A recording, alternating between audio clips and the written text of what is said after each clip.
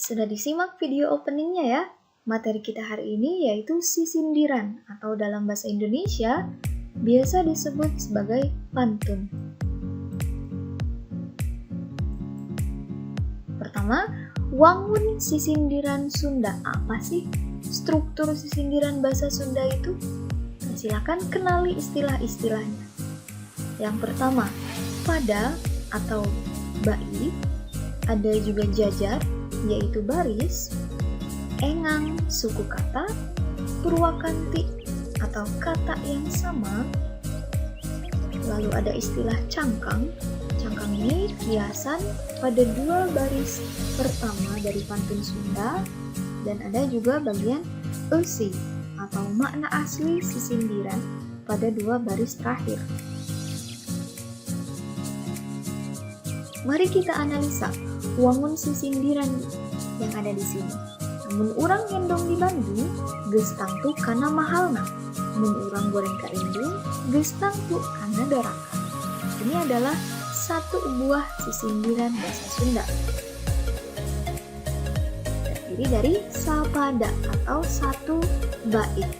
Dina sapada aya 4 jajar. Satu bait terdiri dari 4 baris. Jajar kahiji, kadua, jajar katilu, tur jajar kaopat. Sekarang tina 4 jajar itu dibagi karena 2 bagian. Jajar kahiji sareng jajar kadua disebut bagian cangkang.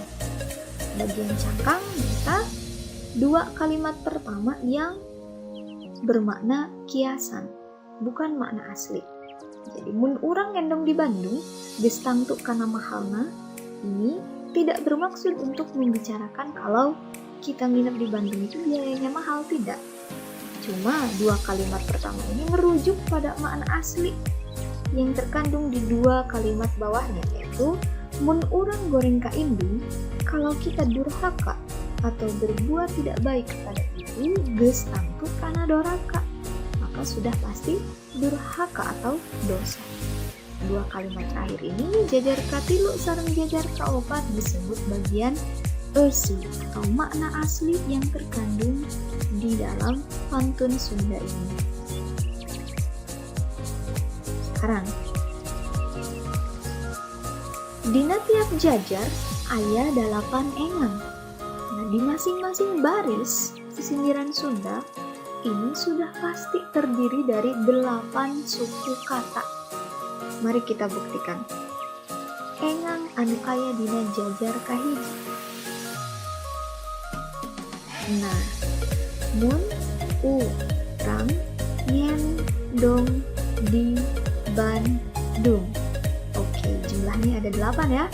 Begitu pula dengan suku kata yang ada di baris kedua, ketiga, dan keempat. Silakan bisa kalian buktikan sendiri, potong-potong saja suku katanya dan hitung. Jumlahnya pasti ada 8. Nah, mana sih purwakanti nate? Kecap anu sarua atau anu mirip nate ada di bagian mana? Kata yang mirip atau kata yang sama yaitu mun urang di jajar kahiji, sarua jeung mun urang di jajar katilu. Geus tangtu di jajar kadua, sarua jeung geus tangtu di jajar kaopat. Berarti purwakantina teh nyaeta kata mun urang sareng geus tangtu. Purwakanti bisa jadi katanya sama persis, diulang 2 kali, atau katanya hanya mirip saja. Sekarang, jenis sisindiran numutkeun purwakantina. Berdasarkan purwakanti, jenis sisindiran yaitu dibagi menjadi 2. 1. Ada yang disebut sebagai rarakitan, yang kedua ada disebut sebagai paparikan. Bedanya, rarakitan nyaeta sisindiran anu kecap mimitina sarua. Nah, kata yang sama atau purwakantinya itu terdapat di mimiti atau di bagian awal, di depan. Sedangkan paparikan kecap panungtungna mirip atau pada deket sorak. Jadi kata yang mirip purwakantinya itu ada di bagian panungtung atau di bagian ujung. Mari kita simak. Di sisindiran yang pertama, purwakantinya yaitu mun urang ada di bagian depan ya, dan geus tangtu. Ini katanya sama persis, diulang 2 kali, terletak di bagian depan. Sedangkan yang paparikan, katung diri di Cigelis, di Citerep ka Ciamis, kaciri serinu gelis, mun ditepet beuki manis. Nah, ini kata yang mirip yaitu Cigelis, dan kata gelis di baris ketiga, lalu Ciamis di baris kedua, mirip dengan manis di baris terakhir.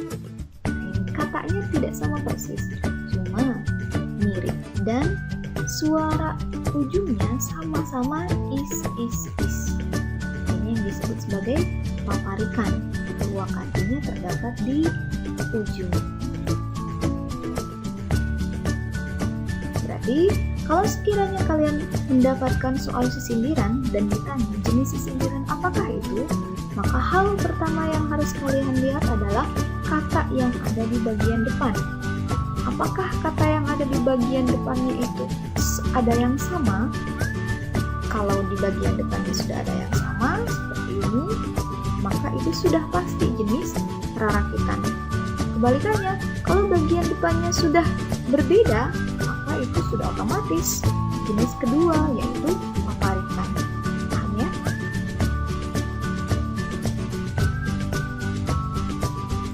Sekarang jenis sisindiran numutkeun eusina. Kalau tadi jenis sisindiran berdasarkan purwakanti, sekarang berdasarkan isi yang terkandung di dalamnya, yaitu terbagi menjadi 3: silih asih, piwuruh, sesebret. Naon bedana teh? Yang pertama, sisindiran silih asih nyata eusina nyaritakeun kanyaah, kadeudeuh atau kasih sayang. Ini biasanya kisah kasih antara pemuda dan pemudi. Ini jenis pertama, silih asih. Untuk yang kedua, yaitu ada jenis piwuruk. Nyata eusina nyaritakeun papatah atanapi nasehat. Anu katilu, sisindiran sesebret. Nyata eusina nyaritakeun banyol atanapi humor yang lucu-lucu. Contohnya yang silih asih, katung diri di Cigelis, di Citerep ka Ciamis, kaciri serinu gelis, terlihat senyumnya orang yang cantik, mun ditetep beuki manis, makin ditatap makin manis. Ini contoh sisindiran silih asih. Biasanya ini digunakan oleh si pemuda kepada pemudi yang disukainya. Berarti mengandung kadeudeuh atau kanyaah. Yang kedua, piwuruh. Kamana jalan ka Jogja, kaditu ka pangrumasan. Kamana jalan ka surga, kaditu ka pangaosan. Bagaimana kita kalau mau ke surga? Maka caranya yaitu dengan ka pangaosan. Rajin mengikuti pengajian agar imannya terus terpupuk. Nah, ini isinya berarti papatah atau nasihat. Yang terakhir, sesebret. Hayang baju 5 warna, tapi embung kudu meuli. Hayang siga panggagahna, tapi hese kana mandi. Nah, mau jadi orang yang paling gagah, tapi males mandi. Kira-kira ada nggak orang yang males mandi tapi mukanya ganteng? Ada bau ya.